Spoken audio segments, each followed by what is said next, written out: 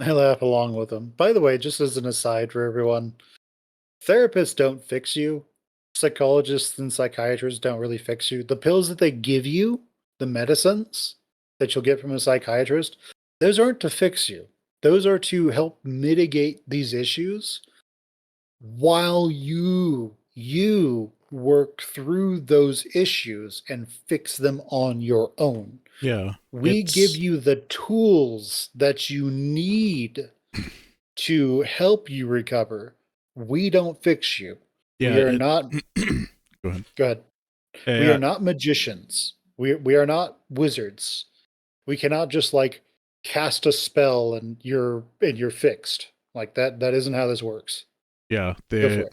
the the drugs and the pills and everything they give you, it's to help it's to help you feel better so that you can start working through the issues. There's a big reason why people that have severe depression, when they're given drugs and pharmaceutical treatments, that they have a higher tendency to unalive themselves then, because while they're very depressed, they have no energy.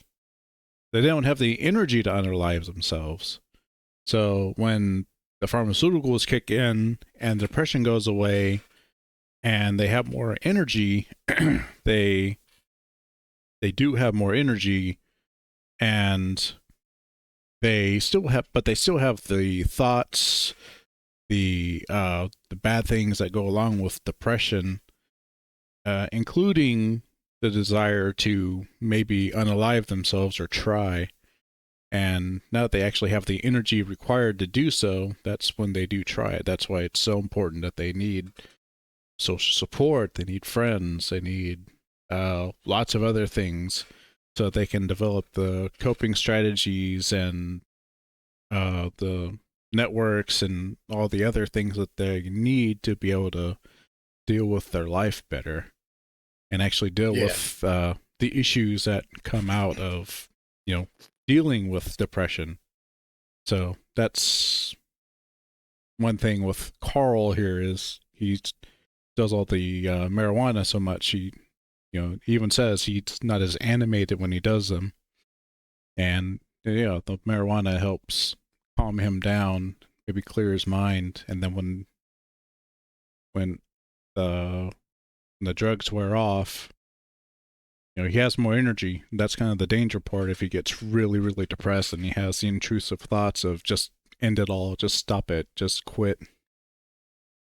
That's when he's at his most dangerous. That's when he needs a friend like Chase to come by and be like, you know, just lie to him, just nodding in the dark. I mean, like, yeah, I understand. When in the back of his mind, he's like, I have no idea what he's talking about, but I want to support my friend. Yeah. Pretty much. The Unfortunately, you thing can is, only guys, do that for so long sometimes.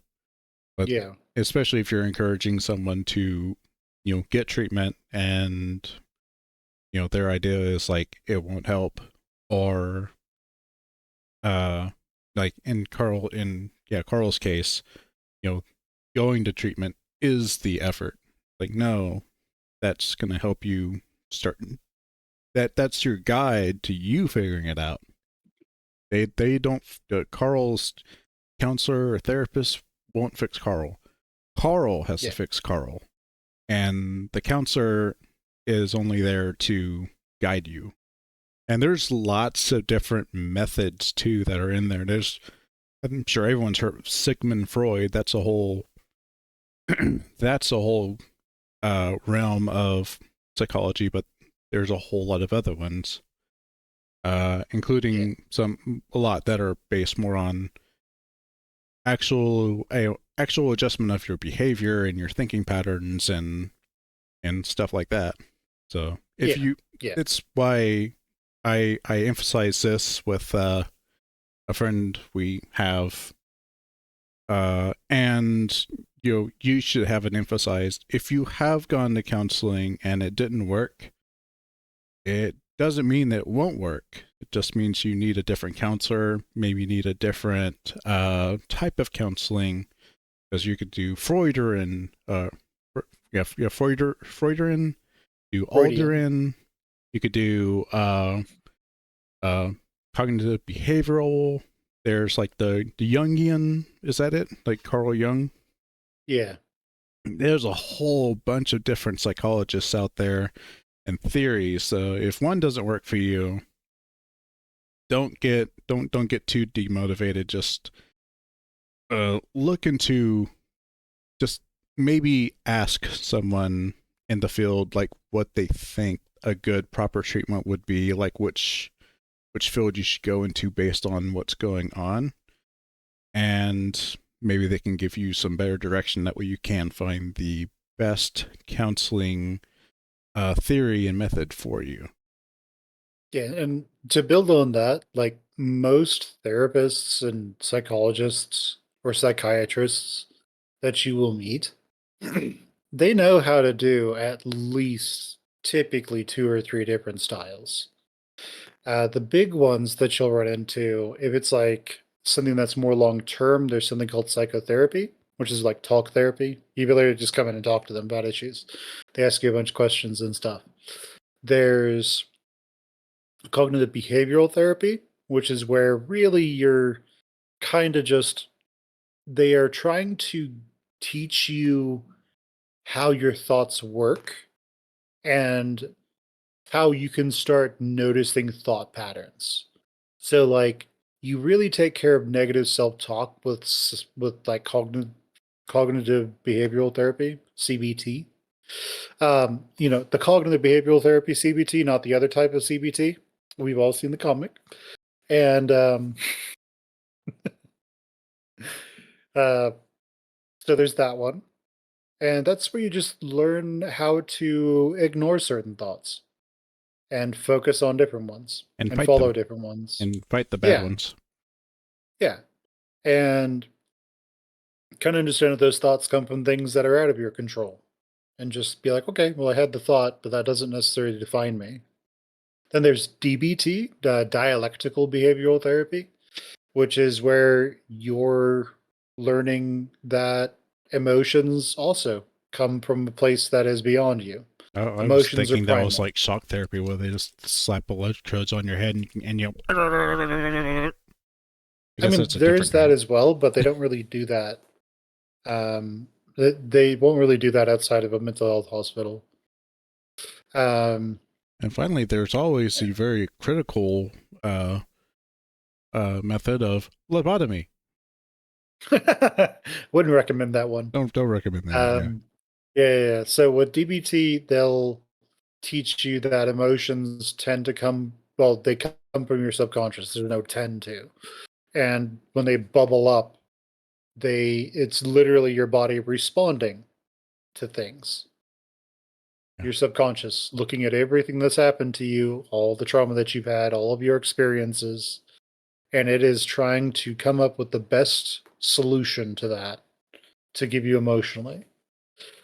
And every type of trauma that you have that's unresolved, your subconscious is going to be aware of that, and that's why you're getting that emotional response. If you've ever had an experience where you see something and then for some reason you get terrified and you can't understand why, that's because your brain has associated that something with trauma. yeah. So, you know, just keep That's that in mind. yeah. There's also something that's absolutely crucial here, and that is the sooner you feel an emotion and process it, the sooner that emotion goes away. If you don't process that emotion, you just sort of bury it, it stays there until you process it. Yeah. And what's really crappy about that is that as it stays there, it basically rots and becomes this horrific, fetid version of itself. So every time you touch it, you will recoil because you just touched something that is rotten and just horrific, like oil, if you will. If you've ever had the experience where you touch an emotion or a memory that you had, and then it feels like you're an inch deep inside, like as soon as you go with, an inch or a centimeter deep inside of yourself, it just feels like a void that's filled with oil or something like that, some black ichor. That's what that's that emotion. and your body just doesn't know how to deal with it. That's also called trauma. The trauma feels similar to that. So you want to process that stuff. You don't have to do it alone. Go get a therapist. But again, it's very much a you have to do this thing. And The that's what, therapist isn't going to snap their fingers and boom, you're fixed. yeah, that's, So, and the good thing is, like, Carl's got someone in this case that has gone to therapy before too. And so kind of ye- remembers what it's like, and it's kind of what he's talking about here. So we can probably yeah, just go on now. Go for it, Chase. excellent. I laugh along with him. Yeah, I can remember what that's like. He watches me for a few seconds.